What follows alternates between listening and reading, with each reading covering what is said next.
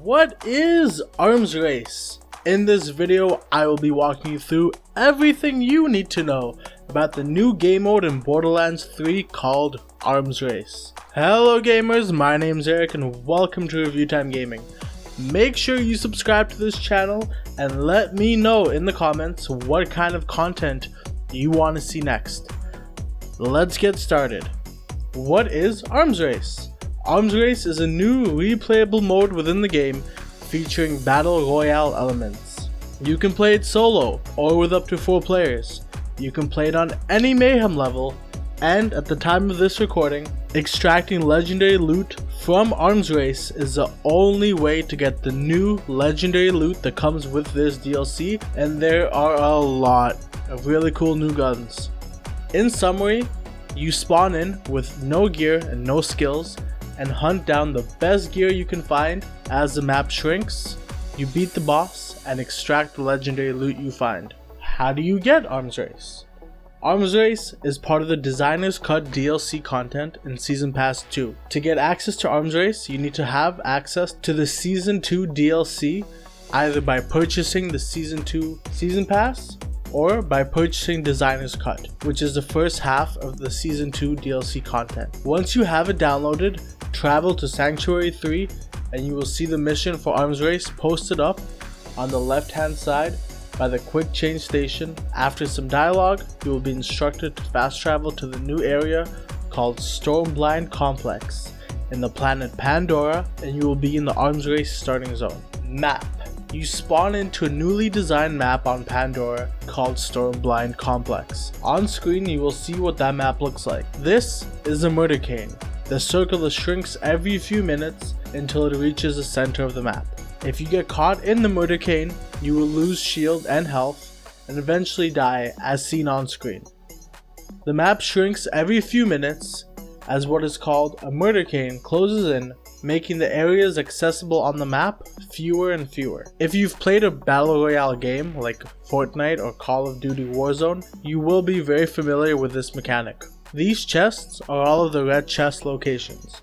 The red chests are locked behind doors that unlock after you defeat a few waves of enemies, and generally there are 2 red chests at each of these locations. Red chests have the highest chances of containing rare or legendary gear aside from the boss fight. These arrow signs are extractors. All of the loot which you collect during your run will disappear if you die or fast travel out of the map. The only way to keep the gear you find is to find an extractor. You will want to do this as there is legendary gear that is only obtainable on this map and nowhere else in the game. The extractors you find before the boss battle will contain 3 slots, meaning you can send any 3 pieces of gear you find to your bank storage before the boss fight. This is recommended as, again, if you die during the boss battle, you will lose all of the loot which you've collected. After the boss battle, there's another extractor which contains an additional 5 slots, so in any given run the most you can extract is 8 pieces of gear, so choose carefully. Note that even if your bank storage is full, it will still go to your bank, it will just overload it. These are vending machines. You will find gun vending machines at these points and an ammo and health vending machine before the boss area. Note that none of your money from the main game transfers over, so to get money you will need to find cash in the map or sell some gear. This red skull is the boss. The boss will be the same boss every time, with 2 layers of shields on top of his health, accompanied with a few waves of enemies. You can go to this area at any point in your run, and the boss will have the highest drop rate for dedicated legendary drops in this zone. The map contains random elements, meaning that each time you spawn into the starting zone, there will be elements of the map that will never be the same. The white chests might be in different areas. This may be confusing in the starting area because one time you might see the white chest and the next time you won't because it's moved. But just know that there is always guaranteed to be a white chest where you land. You may just have to look around a bit for it. The airdrops drop in 3 different random locations on the map each run.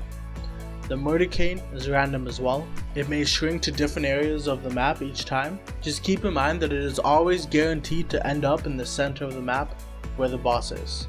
And the enemies you encounter will be different for each area. One time you may go to a red chest and it will be guarded by waves of skags. The next time the same chest will be guarded by bandits. The only things that never change are the final boss and the actual physical geography of the map and the red chest locations. Loot.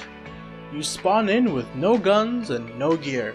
Don't worry, you don't lose it. Everything you had will be returned to you as soon as you fast travel out of this map. In addition to having no gear, you have no skills and no guardian ranks. The only menus you will have access to in this mode are your backpack, the map, and your missions. Once you spawn in, your goal is to get the best guns and gear you can get from chests and enemy drops until you're ready to face off the boss. The spot in which you spawn will always contain a white chest. It will contain 2 shields and 2 guns. Once you get these, the choice is yours on which areas you want to explore. The map is big, so you do have a lot of options for where you want to go to farm your loot. There are red chests and airdrops all over the map for you to loot. Remember that you will lose all of the loot you obtain unless you extract it. You can't use all of the legendaries you find in Arms Race. If a legendary drops and it's a world drop, then great, you can use it. But if the legendary that drops is from the dedicated loot pool of the new gear in this DLC, then it will have red text at the top saying you can't use it until you extract it. Pros and cons in my opinion. Pros. There are over 1 billion guns in Borderlands 3. 1 billion. And yet, once we hit endgame, all we really use are a handful of the top tier guns in the current meta and don't care about anything that's not legendary. And even the legendaries we do find are discarded if they're not what we're looking for. That's a general mindset for a lot of the endgame player base. But this game mode changed that mindset for me entirely and gave me a nostalgic feeling of what it felt like grinding out the best loot like in Borderlands 1 and 2. That feeling of excitement you get when after endless hours of grinding you finally get the legendary drop and your heart's pounding. I had that feeling throughout every run and I personally love that Arms Race can give me that feeling. You start off with the white rarity and you actually pay attention to the stats and the elemental variants. And then you get your first green loot drop and you're like, yes! When I got a purple drop, I literally jumped out of my chair with excitement. And I didn't even realize how much I missed that feeling until I played through this game mode. It was such an essential part of what made Borderlands 1 and 2 so much fun, and Borderlands 3 just didn't have that up until now. Number 2, it's challenging. It's challenging to get the new dedicated legendary drops. In Borderlands 3, if you want a legendary gear, see which boss you need to farm to get that dedicated drop, and more often than not, after a few rounds of farming, you have the gun you were looking for. It's different in Arms Race. They introduced some really interesting and good new legendary loot, and the only way to get it is to play Arms Race and wait for it to drop, and when it does drop, you're not done, because now you have to find an extractor and extract the gun without dying or you lose it. And it is actually challenging. I played it on Mayhem 11 solo and I actually did die. A lot. I had to stop and think which guns I was going to use. I had to run away, isolate enemies, strategize. Arms Race isn't easy, and that added sense of difficulty feels amazing. In the campaign, when I'm fighting a boss, I'm not nervous. I know that there's a pretty good chance I won't die, since I got all the best gear and I'm running the best build, and even if I do die, there's no penalty. I just lose some money that I didn't even really need, and that's not a good thing. It feels good when you're nervous and strategizing because you are scared of dying and it's not easy, and that's what I felt like playing Arms Race. I spent hours searching for this new legendary and I finally found it, and I was on the edge of my seat terrified that I was gonna die before I got it extracted. Cons. Replayability. Though there is a certain amount of replayability to this mode, I mean it was designed to be replayable content, I don't think it really is. There may be random elements to the map, but the core elements remain the same. It is the exact same boss every time you played on the exact same map, and at the moment, only 20 dedicated legendary drops available. There really is only so many times you can play Arms Race before it loses its sense of purpose playing it.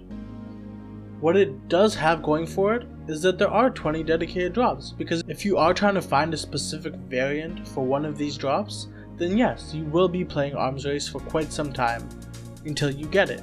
But once you get that specific drop you were looking for, there's nothing that's really calling you back to play more.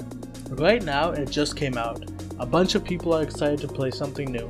But my prediction is that in a few months, not a lot of people are going to be playing Arms Race, unless some added aspect of replayability is added to the game.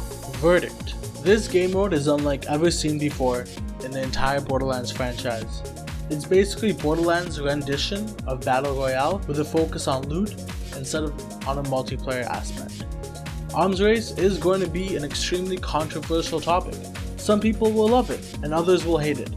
In my opinion, they have done an amazing job creating a game mode that embraces the true essence of previous Borderlands games, with combat that is difficult and a loot grind that is actually exciting. But without making future changes, I do not see this being a replayable game mode that people will still be playing a few months from now. Make sure you subscribe and let me know what you think in the comments down below.